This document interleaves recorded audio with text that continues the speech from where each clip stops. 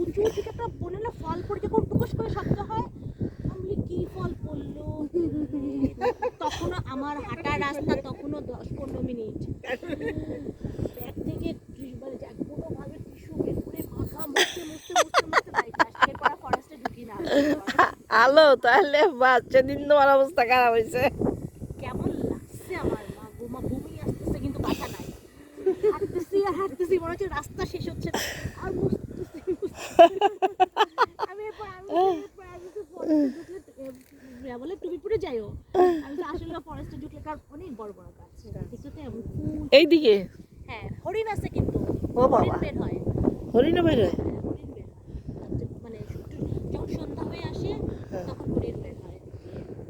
ও আচ্ছা আচ্ছা।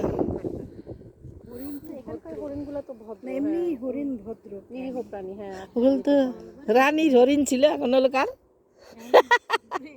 রানীর হরিণ তো আমরা গেলাম না বালমোড়ালে। হাঁস হরিণ, রাজহাঁস আমরা গেছিলাম ওই যে বালমোড়াল, স্কটল্যান্ডে, যেটা তার যে বাড়ি, সামার হ্যাঁ।